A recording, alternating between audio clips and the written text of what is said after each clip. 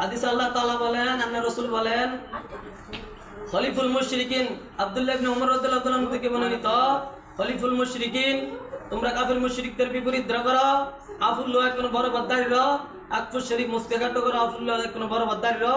স্পষ্ট বুখারী মুসলিম শরীফের স্পষ্ট সহিহ হাদিস, বুখারী শরীফের দ্বিতীয় খণ্ড 875 নম্বর হাদিস। আমি আল্লাহ তাআলার কোরআন থেকে সূরাতুল বাকারা 43 নম্বর আয়াত তেলাওয়াত করেছি।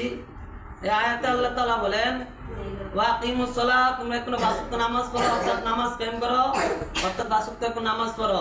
ওয়াতুজ যাকাত, যাকাত দাও, ওয়ারকাউ মা'আর রাকিয়িন, ও রুকুকারীদের সঙ্গে রুকু করো।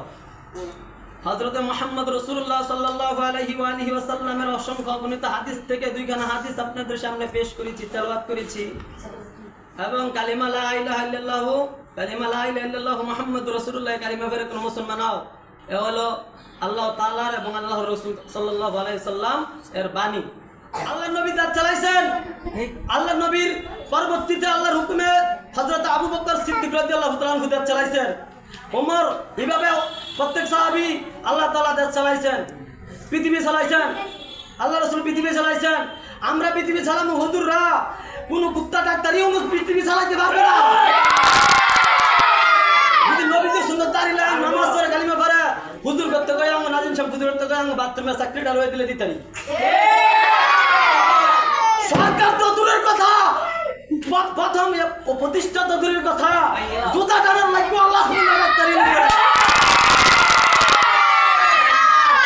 ডাইনে হাসিনা যেভাবে আমাদের হুজুরদেরকে হত্যা করছে, আমাদের আকাবিরদেরকে 2021 সালে যেভাবে রিমান্ডে নিছে, 2013 সালে যেভাবে বাকির মতন বলে আমাদের হুজুরদেরকে ছাত্র ভাই তলেবুল ইলমি ফারিদুন আলা কুল্লি মুসলিম যেভাবে ইলম অর্জন করা আসছে, শাপলা চত্বর 2013 সালে যেভাবে আমাদের ছাত্র ভাইদেরকে মারছে, এই পাখির মতন গুলি করা এই ডাক্তার, এই গুপ্তা ডাক্তার ইউনুস এবং ডাইনে হাজিরাকে ভারতের গুপ্তা মুদির তলে থেকে ধরে আনো। আর বিচার হইবে